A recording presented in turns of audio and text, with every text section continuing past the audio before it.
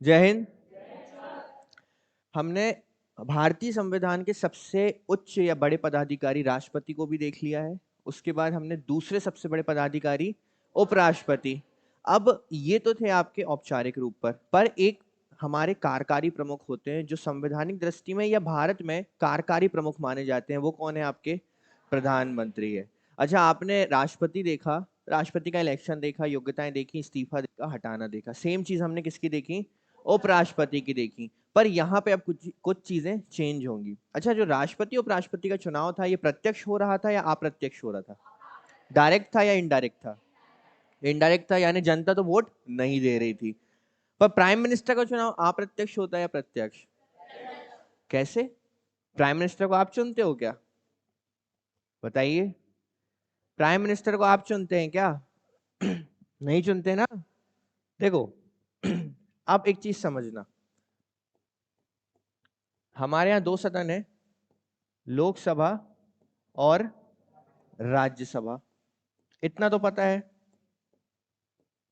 इन दोनों में ही इलेक्शंस होते हैं।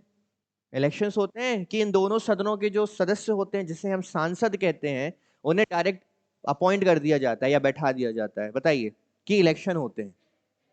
इलेक्शन होते हैं, बट कुछ सदस्यों को राष्ट्रपति यहाँ मनोनीत भी करते हैं, बट मोस्टली जो सदस्य होते हैं, मेंबर्स होते हैं, उनके क्या होते हैं? इलेक्शंस होते हैं। तो जो आपके प्रधानमंत्री हैं, पीएम, वो किस सदन से आते हैं चुनकर? लोकसभा से, राज्यसभा से, या दोनों से? जो आपके प्रधानमंत्री हैं या जो आपका प्रधानमंत्री का पद है, ये दोनों ही सदनों से आ सकता है। यानी राज्यसभा के जो सदस्य हैं या सांसद हैं, वो भी प्रधानमंत्री बन सकते हैं, और आपके राज्यसभा के जो सांसद और सदस्य हैं, वो भी प्रधानमंत्री बन सकते हैं। अर्थात लोकसभा राज्यसभा दोनों के ही सदस्य क्या बन सकते हैं? प्रधानमंत्री बन सकते हैं। तो चलो, हमें एक चीज पता चली कि दोनों के ही मेंबर प्रधानमंत्री बन सकते हैं, पर ये प्रधानमंत्री बनते कैसे हैं? सवाल अभी भी वही है कि प्रधानमंत्री बनते कैसे हैं। तो इसके लिए एक चीज होती है बहुमत, जिसे हम बहुमत कहते हैं। बहुमत सुना है? क्या होता है बहुमत? बहुमत होता क्या है एक्चुअल में? वोटिंग। ये वोटिंग को बहुमत कहते हैं? बहुमत किसे कहते हैं? अच्छा, एक चीज बताइए कि प्रत्येक 5 वर्ष में हमारे देश में क्या होते हैं? कौन से चुनाव? आम चुनाव होते हैं, प्रत्येक 5 वर्षों में होते हैं। ये आम चुनाव किस लिए करवाए जाते हैं? वजह क्या होती है इन आम चुनाव को करवाने की? क्यों करवाए जाते हैं ये आम चुनाव? क्योंकि भारत में एक नई सरकार का क्या करना होता है? गठन। अब नई सरकार का गठन होगा तो सीधी सी बात है कि नए प्रधानमंत्री का पद भी सृजित सृजित होगा। अर्थात नया प्रधानमंत्री भी चुना जाएगा। अगर दूसरी पार्टी अगर आती है तो प्रधानमंत्री बदल जाएगा, अगर सेम पार्टी आती है तो भी प्रधानमंत्री बदल सकता है। क्यों? क्योंकि प्रधानमंत्री चुनने का अधिकार आपके पास नहीं है। प्रधानमंत्री चुनने का अधिकार किसके पास है? सत्तारूढ़ दल के पास है, जो बहुमत लेकर आएगी। पर फिर से कहानी घूमकर वहीं आ जाती है कि बहुमत होता क्या है। तो हमारे यहां पर लोकसभा में कितनी सीट्स हैं जिन पर इलेक्शंस होते हैं? आपके 543 सीट्स पर आपके इलेक्शंस होते हैं। 543 सीट्स पर होते हैं। और बोला जाता है कि बहुमत का आधार 50% प्लस 1 होता है। ठीक है, तो ये आपका 50% प्लस कितना होगा? 272 प्लस, ठीक है, 272 प्लस सीट्स जो लेकर आएगा उसको क्या प्राप्त हो जाएगा? बहुमत प्राप्त हो जाएगा। अब देखो, मैंने आपको ये 50% प्लस 1 ये सारी चीजें बहुत अच्छे से बता दी है, तो मैं फिर से वो गुणा भाग करके आपको चीजें नहीं बताऊंगा, है ना, मल्टीप्लाई करके। तो 50+1 समझ में आता है। तो 543 में से जो 272 सीटें प्लस ले आएगा उसको मिल जाएगा बहुमत, और जिसको बहुमत मिल जाएगा वो देश में अपनी क्या बना सकता है? सरकार बना सकता है। तो फिर एक सवाल आता है कि क्या इतना ही काफी है सरकार बनाने के लिए? तो नहीं, ये अपना बहुमत, इन्हें अपना बहुमत पेश करना होता है किसके समक्ष?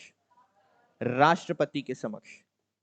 राष्ट्रपति के समक्ष। और राष्ट्रपति इस चीज को देखते हैं कि क्या इनके पास वाकई में बहुमत है, और यदि बहुमत है तो राष्ट्रपति इन्हें क्या करते हैं? आमंत्रित करते हैं किस चीज के लिए? सरकार बनाने के लिए।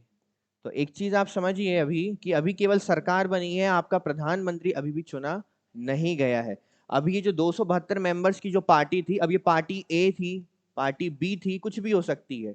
इसको 272 सीट्स मिली थी, मतलब इसके पास लोकसभा में बहुमत था, इनके पास बहुमत था। ये अपना बहुमत लेकर राष्ट्रपति के पास जाते हैं और कहते हैं कि राष्ट्रपति जी, हमारे पास बहुमत है, हमें न्योता दीजिए सरकार बनाने का।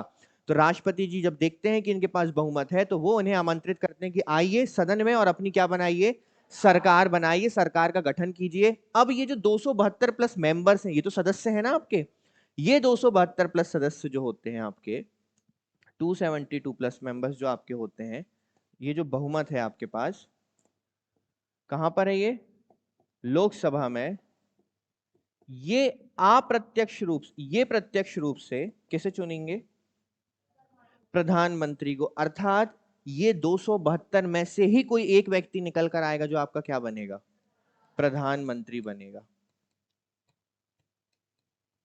प्रधानमंत्री बनेगा। पर फिर एक सवाल निकल कर आता है, कैसे इन 272 मेंबर्स ने इस प्रधानमंत्री को कैसे चुना? तो क्या इसके लिए कोई चुनाव हुए, क्या इसके लिए कोई वोटिंग हुई, क्या इसके लिए कोई आपसी सहमति हुई?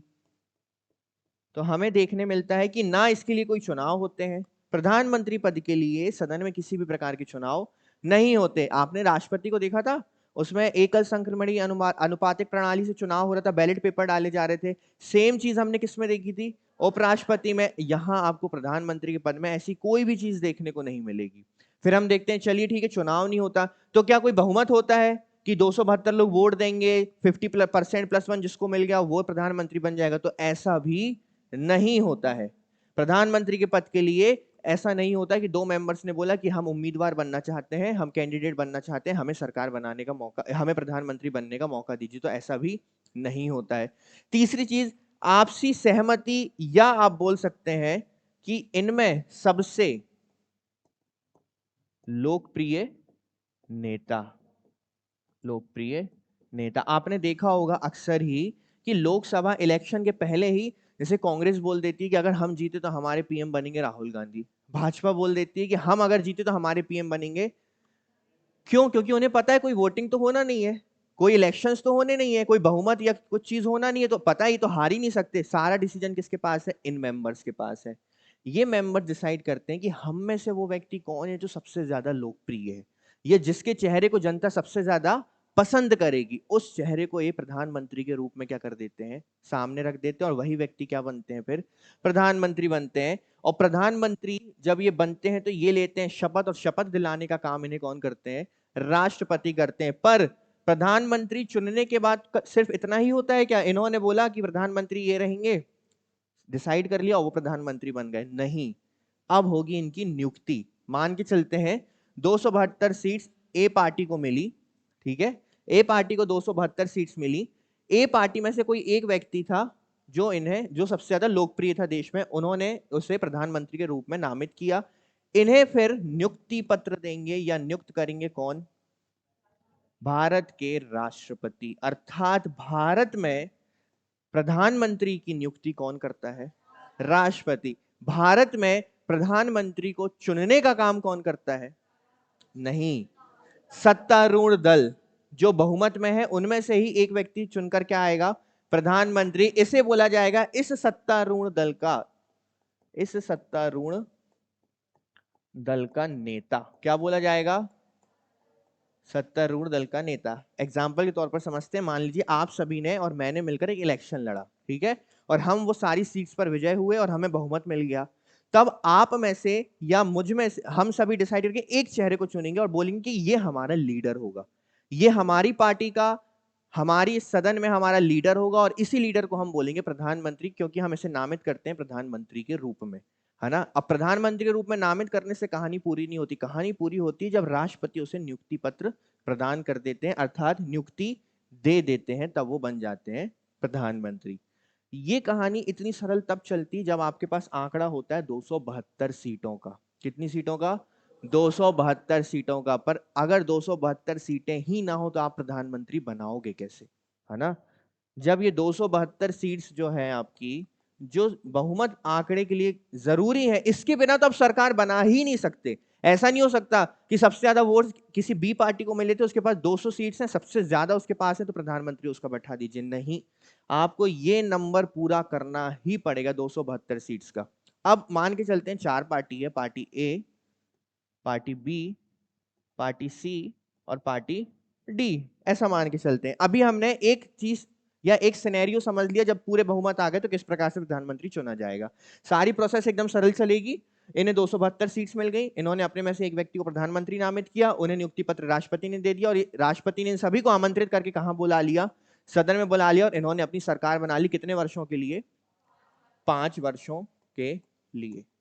ठीक है, पर ये कंपलसरी नहीं है कि 5 वर्ष रहेंगे ही रहेंगे, हो सकता है बीच में सरकार गिर जाए, हो सकता है बीच में बहुमत खो दें। ठीक है, अब मान के चलते हैं 272 सीट्स किसी के पास नहीं है, इनके पास 100 सीट है, इनके पास 50 सीट्स हैं, इनके पास 210 सीट है, इनके पास 170 सीट है।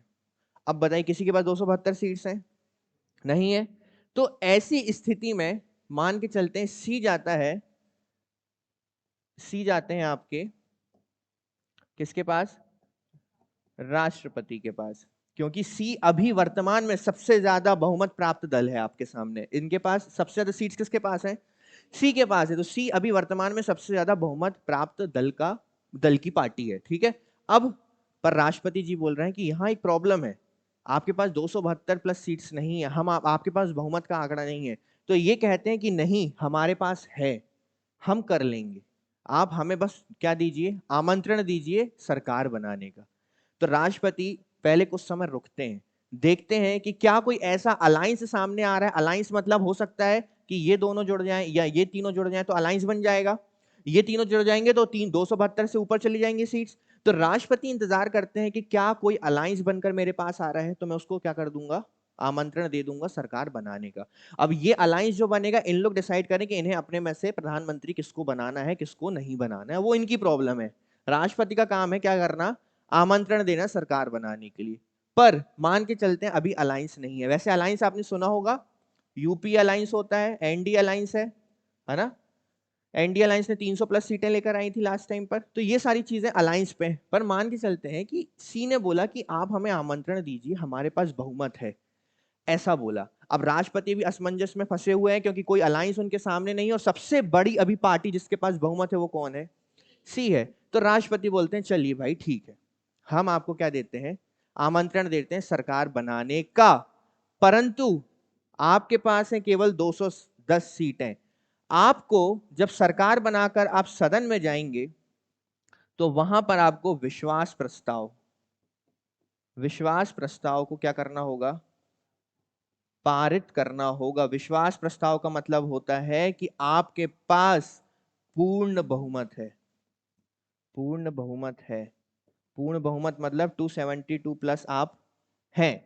ठीक है, अब देखो ये बोल रहे हैं कि हमारे साथ लोग हैं, हमें पता है कि हमारे पास बहुमत है। अब इन्हें राष्ट्रपति ने आमंत्रण दिया, इन्होंने सदन में आए, अपनी सरकार बनाए। अब इन्हें विश्वास प्रस्ताव पारित करना होगा सदन में। अगर ये पारित कर देते हैं, मतलब इन्होंने बता दिया कि इनके पास 272 मेंबर्स हैं, क्योंकि उस पर वोटिंग होती है, और वोटिंग होगी तो उन्हें पता चल जाएगा कि हाँ इनके पास मेंबर्स हैं। अब देखो वो मेंबर्स कहीं से भी आ सकते हैं, अभी अलायंस नहीं था, पर जब ये सदन में पहुंचे तो हो सकता है इन्होंने इनके साथ अलायंस बना लिया हो सकता है कि नहीं, ये सब मिल गए। जब ये सदन में पहुंचे तो हो सकता है ये दोनों पार्टीज जुड़ गई। चलो ठीक है, ये तीनों नहीं जुड़ी तो ये दोनों जुड़ गई। अलायंस तो कुछ भी हो सकता है ना, कोई भी किसी से भी मिल सकता है अलायंस में। 272 सीटें पूरी करना है। अब बी सी से मिल जाए, सी डी से मिल जाए, 272 करने की बात है। ऐसा भी होता है कि अभी इसके पास सबसे ज्यादा सीट्स हैं 210, परंतु यदि ए बी और डी यदि मिल जाए तो वो इससे ऊपर चले जाएंगे, और वो इससे ऊपर चले जाएंगे तो सबसे ज्यादा बहुमत लाने के बाद भी इन तीनों ने अपनी सरकार बना सकते हैं और अपना प्रधानमंत्री बैठा सकते हैं, क्योंकि यहां सारा खेल किसका चलता है, टू पूर्ण बहुमत का। और यदि ये कॉन्फिडेंस मोशन अर्थात आपका विश्वास प्रस्ताव यदि सदन में पारित नहीं हो पाया, मान लीजिए फेल हो गया, तो तत्काल प्रभाव से उस सरकार को क्या देना होगा, इस्तीफा देना होगा। फिर वो उस सरकार वह पद पर नहीं बनी रह सकती, और प्रधानमंत्री को भी अपने पद से क्या देना होगा, इस्तीफा देना होगा। इस प्रकार से प्रधानमंत्री देश में चुनकर आते हैं या नियुक्त होकर आते हैं। कोई इलेक्शन होता है क्या, योग्यता वगैरह की बात हम करेंगे, इनकी शक्तियों की बात हम करेंगे, पर सवाल आता है कि प्रधानमंत्री आखिर आते कैसे हैं। तो ये चीज क्लियर है कि प्रधानमंत्री आते हैं बहुमत दल से, और बहुमत जिसको प्राप्त होता है वो दल अपने बीच से एक लोकप्रिय नेता को चुन लेता है और बोल देता है कि ये देश के क्या बनेंगे, प्रधानमंत्री बनेंगे। 2014 में जब इलेक्शन हुए थे तो 2014 में बीजेपी ने जब एक मीडिया ट्रायल रखा था, अर्थात जब मीडिया के सामने अपनी बात रखी थी, तो उन्होंने इलेक्शन के पहले ही अनाउंस कर दिया था कि हमारे प्रधानमंत्री के चेहरा कौन होंगे, नरेंद्र मोदी होंगे। ठीक है, तो नरेंद्र मोदी उनका चेहरा है। ऐसा होता है क्या कि हम जीतेंगे उसके बाद? ऐसा भी हो सकता है, पर क्यों? क्योंकि वो लोकप्रिय चेहरा है। लोग किसके नाम पे वोट देते हैं? नरेंद्र मोदी को देखकर वोट देते हैं, भले उनके खुद के संसदीय क्षेत्र में जो विधायक है, सांसद है, वो अच्छे ना हो, बेकार हो, नकारा हो, फिर भी वो किसको देखकर वोट देते हैं? क्यों? क्योंकि इस सत्तारूढ़ दल को पता है कि हमारे पास एक बहुत बड़ा चेहरा है, लोकप्रिय चेहरा है, हमें उस चेहरे का उपयोग करना है, वो चेहरा नरेंद्र मोदी का, तो वो उपयोग करते हैं उस चेहरे का, है ना। तो बस इसी प्रकार से आपकी सरकारें बनती हैं। ये जो सरकार मैंने आपको अभी समझाई, जो अलायंस वाली होती है ना, ये सरकार अच्छा काम नहीं कर सकती कभी देश में, क्योंकि ये हमेशा ए को बी की बात मानना पड़ेगा, बी को सी की, सी को ए की, यही चीज में इन लोग लड़ते रह जाएंगे। हमेशा जो सरकार पूर्ण बहुमत में आती है वो सबसे ज्यादा पावरफुल होती है। जिसके पास सबसे ज्यादा बहुमत, उसके पास सबसे ज्यादा पावर, और उसको अपने बिल्स पास कराने के लिए किसी के सामने हाथ जोड़ने की जरूरत नहीं पड़ती है। क्लियर है? ये तो प्रधानमंत्री की बात होगी, पर हमारे यहाँ पर एक मंत्री परिषद या मंत्रिमंडल भी होता है, सुना है नाम? मिनिस्टर्स का नाम सुना है? अच्छा एक चीज बताओ, इन सब से आपको एक चीज तो समझ में आ गई होगी कि हमारे जो प्रधानमंत्री होते हैं वो सांसद ही होते हैं। होते हैं, सांसद ही होते हैं। क्या कोई विधायक प्रधानमंत्री बन सकता है? या तो हमारे प्रधानमंत्री राज्यसभा से आएंगे, या तो हमारे प्रधानमंत्री लोकसभा से आएंगे। तो दोनों में से आएंगे, अर्थात हमारे जो प्रधानमंत्री हैं वो सांसद तो होते ही होते हैं। सेम एज आपके जो मंत्री मंडल के सदस्य होते हैं वो भी क्या होते हैं?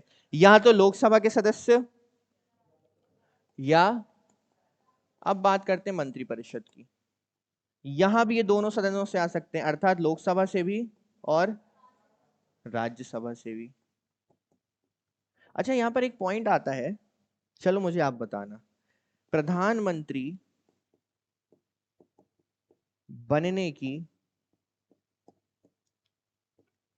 न्यूनतम आयु, थोड़ा सोच कर, सब्र रख लो, थोड़ा सोच कर जवाब देना, ठीक है। प्रधानमंत्री बनने की न्यूनतम आयु कितनी है? सही है, पर इसका एक जवाब और हो सकता है। यदि मैं कहूं तो, मैं कहूं इसका एक जवाब और हो सकता है। न्यूनतम 25 वर्ष एकदम सही है। अगर इसका एक जवाब और हो सकता है तो क्या होगा ये बताइए जी, बताइए। लोकसभा के सांसद बनने के योग्य तो वही है यार, वो लोकसभा से तो चुन के आ रहे हैं, तो सांसद कैसे, सांसद बनने के योग्य तो रहेंगे ना। अगर लोकसभा से वो चुनकर नहीं आ पाए तो फिर वो कैसे सांसद रहेंगे? देखो, अगर आपके प्रधानमंत्री, अच्छा एक चीज है, ये चीज है ना, प्रधानमंत्री और आपके मंत्रिपरिषद दोनों पर ही लागू होंगी, ठीक है। यदि आपकी मंत्रिपरिषद या प्रधानमंत्री लोकसभा से चुनकर आए हैं तो इनकी न्यूनतम आयु होगी 25 वर्ष। कितनी? जो कि एकदम सही है। अर्थात हमारे देश में मिनिस्टर बनने की, सांसद बनने की, मंत्री बनने की, प्रधानमंत्री बनने की सबसे न्यूनतम आयु कितनी है? 25 वर्ष है, एकदम सही है। पर यदि हमारे ये मेंबर, जो कि हम जानते हैं कहां से भी आ सकते हैं, राज्यसभा से भी आ सकते हैं। अब कोई व्यक्ति यदि राज्यसभा से आया तो इसका मतलब है कि हम जानते हैं राज्यसभा की न्यूनतम आयु कितनी होती है? 30 वर्ष होती है। अर्थात यदि यहां से चुनकर आए हैं तो आप 25 वर्ष के भी हैं तो चलेगा काम, और अगर राज्यसभा से चुनकर आए तो आपकी न्यूनतम आयु कितनी होनी चाहिए?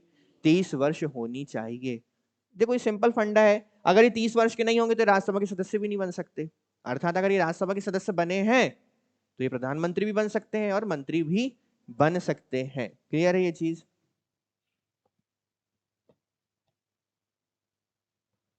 हमारे यहाँ पर सबसे कम उम्र में 25 साल में प्रधानमंत्री बना जा सकता है। अब बात करते हैं मंत्री परिषद की। तो अभी हमने देखा कि ये दोनों से ही आ सकते हैं, लोकसभा के सदस्य भी बन सकते हैं और राज्यसभा के भी सदस्य बन सकते हैं। अब सवाल नंबर 1, मंत्री कौन बन सकता है? सबसे पहला सवाल होता है कि मंत्री कौन बन सकता है, तो कौन बन सकता है बताइए। भारत का नागरिक तो मैं भी हूं, मैं तो मंत्री नहीं बन पा रहा हूं अभी। लोकसभा और राज्यसभा के सदस्य बन सकते हैं, पर इतने सारे सदस्य होते हैं तो कौन बन सकता है? अभी भी सवाल वही है। सिर्फ सत्तारूढ़ दल, बस इतना काफी है। सत्तारूढ़ में अभी भी 272 सदस्य हैं या उससे ऊपर भी सदस्य हैं, तो फिर तो सब बोलेंगे हमें मंत्री बनाओ। उसके भी लोकप्रिय 14%, ये नंबर कहां से लेकर आए बेटा? तुमने घर में खुद का अमेंडमेंट कर लिया क्या? हाँ, क्या? हाँ बोलो ना, बोलिए। किसी ने अभी सही बोला था, मेरे कान में आया था। वो ठीक है, 15%, उस पर हम चर्चा करेंगे, पर मंत्री कौन बन सकता है अभी भी सवाल। प्रधानमंत्री, प्रधानमंत्री डिसाइड करेंगे। कौन करेगा? प्रधानमंत्री डिसाइड करेंगे, क्योंकि प्रधानमंत्री उस दल के लीडर हैं और उन्हें उन सबके साथ मिलकर काम करना है। तो वो चाहेंगे कि मेरे सबसे आपसी लोग क्या बनकर बैठे हों। ये कहने की बात है, हो सकता है कोई बहुत अच्छा कार्य करता है तो उसको वो डिपार्टमेंट दे दिया जाता है, ठीक है। समझना कि प्रधानमंत्री द्वारा नामित व्यक्ति क्या बन सकता है? मंत्री बन सकता है। क्या इतना काफी है? क्या इतना काफी है मंत्री बनने के लिए? क्या प्रधानमंत्री द्वारा नहीं? हाँ तो बताओ फिर और क्या चाहिए? और क्या चाहिए? डांस वांस आना चाहिए क्या, कि गाना गाना आना चाहिए मंत्री को? क्या आना चाहिए?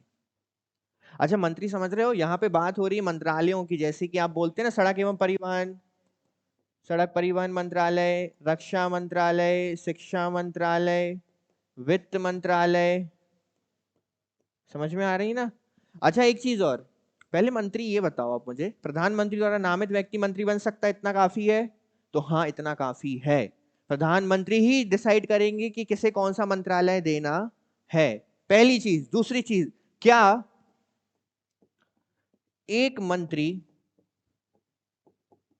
एक से अधिक मंत्रालयों का भार रख सकता है? बताइए, सोच कर जवाब देना, जल्दबाजी की कोई बात नहीं है। क्या एक मंत्री एक से अधिक मंत्रालयों का भार रख सकता है, हाँ या नहीं? बिल्कुल रख सकता है।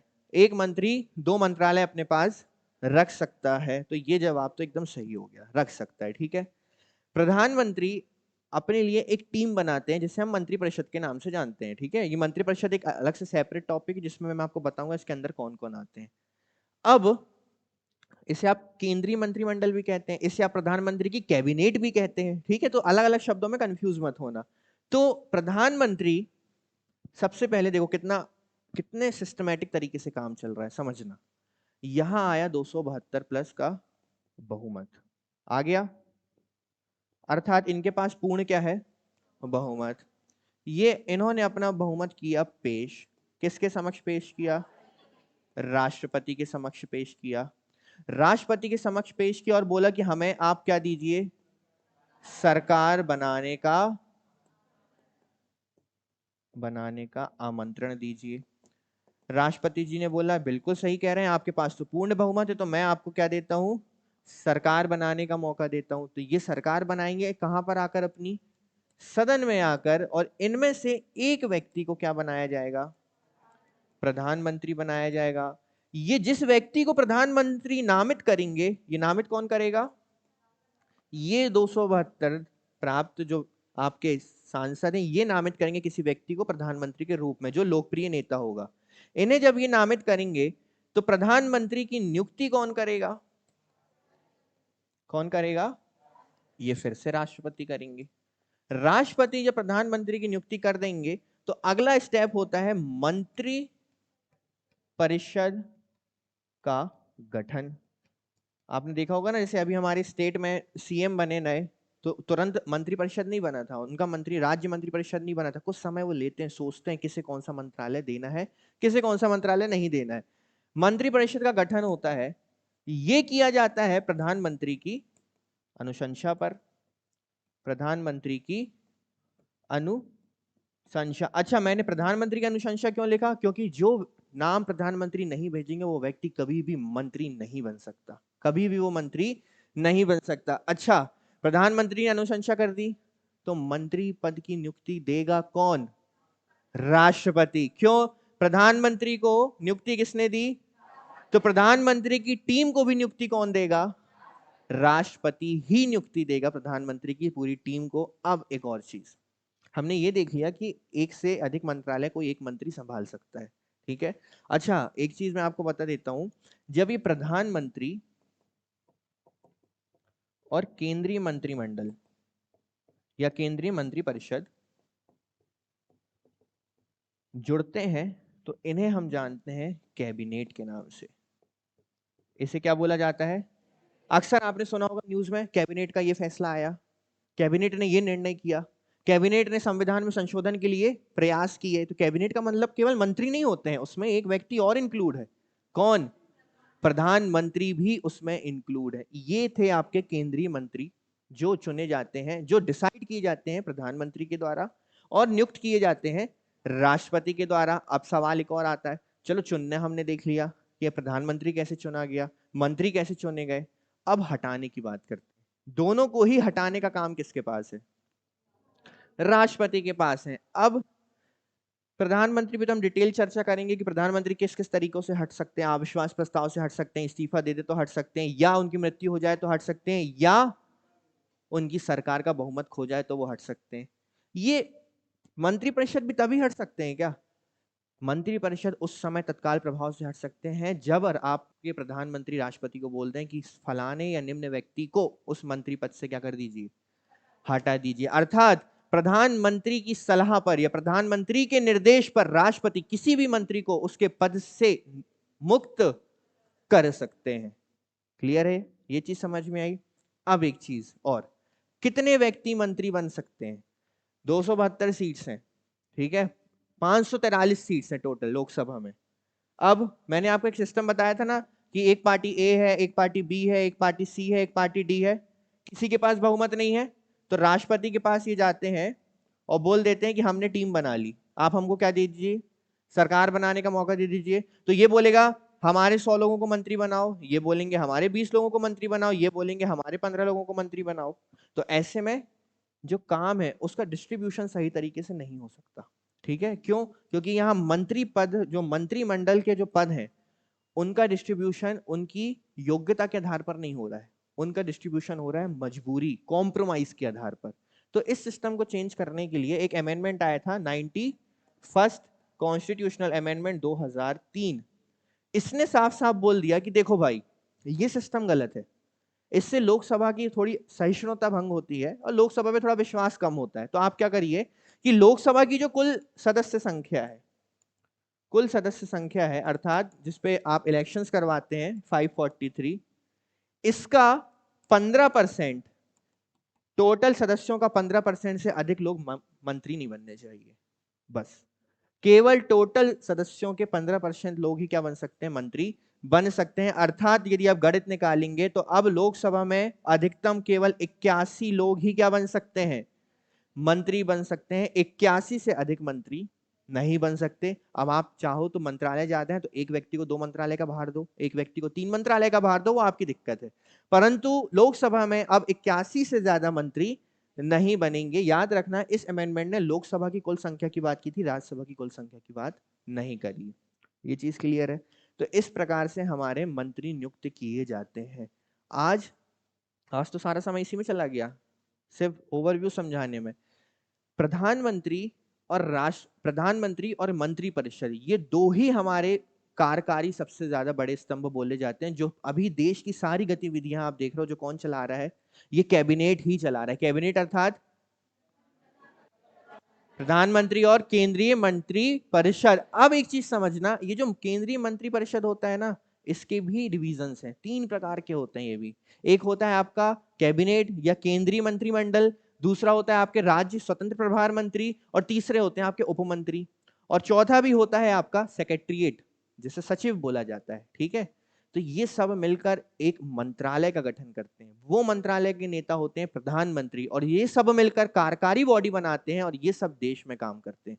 कोई सड़क बनाने का काम कर रहा है, कोई रेलवे पे ध्यान दे रहा है, कोई शिक्षा पे ध्यान दे रहा है, तो कोई स्पेस पे ध्यान दे रहा है।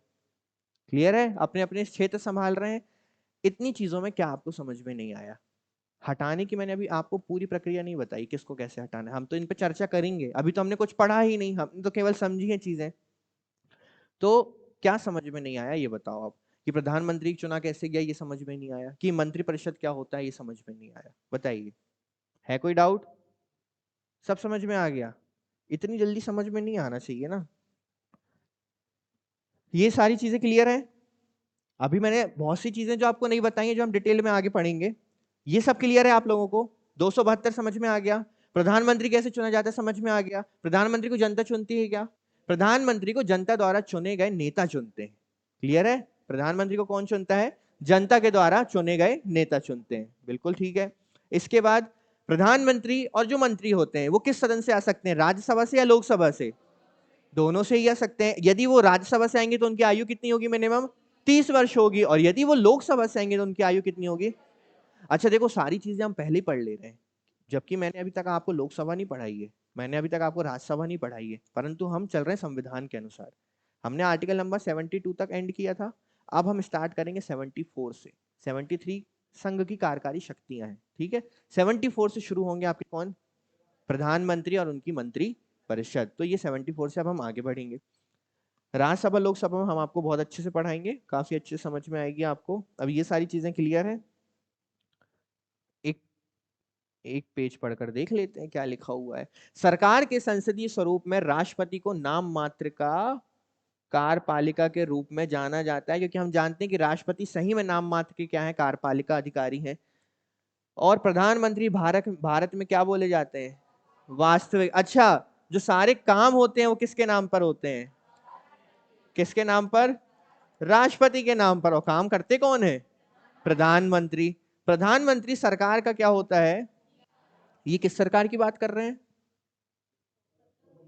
सत्तारूढ़ दल। जिसने कितनी सीट्स लेकर आई है? जिसने 272 प्लस सीट्स लेकर आई है, उस दल की ये बात कर रहे हैं। अच्छा एक बात बताइए, क्या प्रधानमंत्री के अलावा राष्ट्रपति या उपराष्ट्रपति को हमारे देश में नियुक्त होने के लिए या चयनित होने के लिए क्या किसी बहुमत की आवश्यकता होती है, सत्तारूढ़ बहुमत की? कि राष्ट्रपति बोलेंगे कि मेरी ये पार्टी है जिसके पास मुझे बहुमत प्राप्त है, होता है?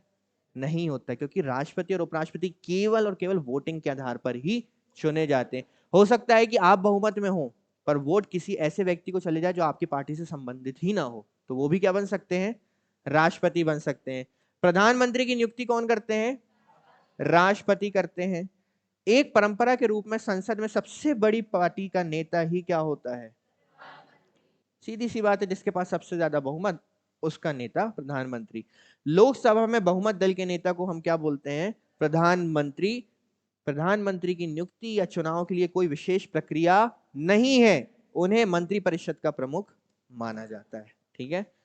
इस देश में प्रधानमंत्री को चुनने के लिए कोई भी अलग से प्रक्रिया नहीं बनाई गई है। कोई ऐसा सिस्टम नहीं बनाया गया कि पहले आप बहुमत ले आओ उसके बाद फिर कोई वोटिंग जैसी चीज होगी, ऐसा कुछ नहीं होता है। ना ही कोई आप प्रेफरेंस वाली आपकी चिट डाली जाती है या बैलेट पेपर्स डाले जाते हैं। सिंपल फंडा है, आप बहुमत ले आइए, आप में से किसी एक व्यक्ति को हमें बता दीजिए आप किससे प्रधानमंत्री बनना चाहते हैं, हम उससे क्या बना देंगे, प्रधानमंत्री। अच्छा आज जैसे भाजपा के पास बहुमत है, भाजपा के नेता है हमारे दल के नेता है नरेंद्र मोदी, ठीक है, श्री नरेंद्र मोदी अभी हमारे दल के नेता हैं। मान लीजिए अभी 2000 क्या चल रहा है, 24, मान लीजिए 2024 के इलेक्शन में फिर से भाजपा जीत जाती है, मान के चलते हैं, ठीक है। अब जीतती नहीं जीतती वो पता चल जाएगा। अब अगर जीतती तो एक चीज बताइए, क्या यदि वो पार्टी चाहे तो प्रधानमंत्री के चेहरे को बदल सकती है या नहीं?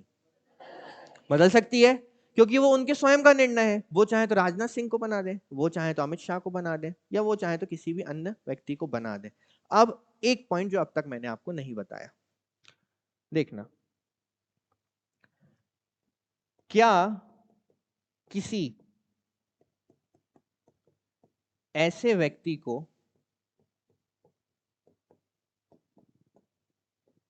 प्रधानमंत्री नियुक्त नियुक्त या चुना जा सकता है जो ना तो लोकसभा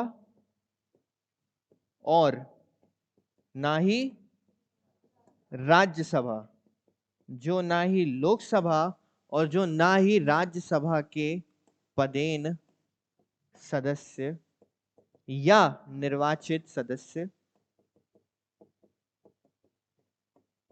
हैं।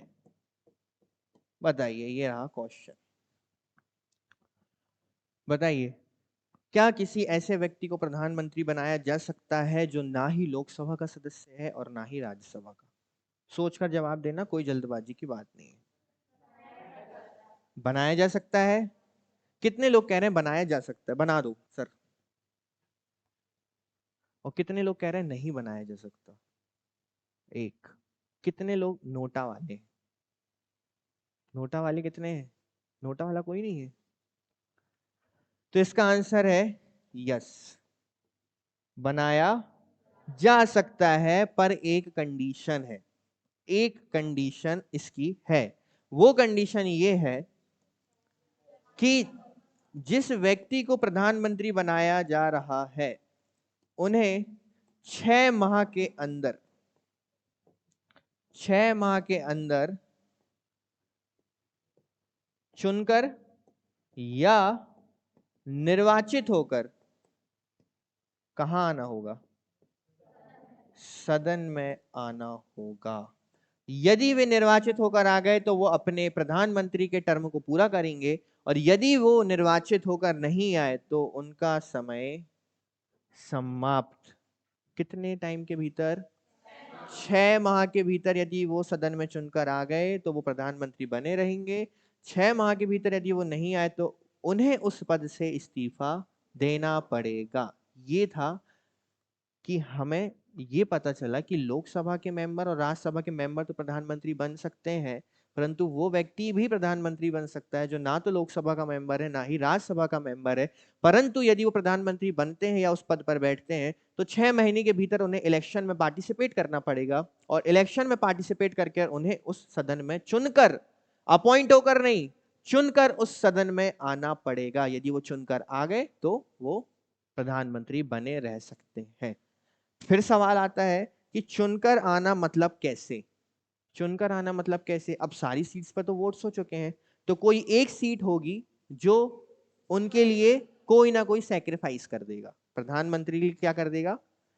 अब अगर वो सीट खाली होगी तो हम जानते हैं जो भी सीट खाली होती है 6 माह के भीतर उसमें उपचुनाव होते हैं, तो इस बारी उपचुनाव में पार्टिसिपेट वो व्यक्ति करेगा जो प्रधानमंत्री का पद ग्रहण करना चाहता है या कर चुका है। क्लियर है ये चीज? अब ये चीजें हम कल रिटर्न तौर पर समझेंगे। आज जितना था मुझे ओवरव्यू समझाना था, जो डिटेल में और था मैंने आपको बता दिया। मंत्रिपरिषद क्लियर है कैसे बनता है, प्रधानमंत्री क्लियर है कैसे चुने जाते हैं। अब कल इनसे संबंधित जो आर्टिकल्स हैं और इनकी जो शक्तियां हैं, इनको इनकी जो योग्यताएं हैं, हम इन पर चर्चा करेंगे। क्लियर है? और मेनली इनका उत्तरदायित्व, कि आखिर ये जो सदस्य है इनका उत्तरदायित्व किसके प्रति है, व्यक्तिगत रूप से किसके प्रति है और सामूहिक रूप से किसके प्रति है। तो ये चीजें हम कल देखेंगे। ठीक है? जय हिंद।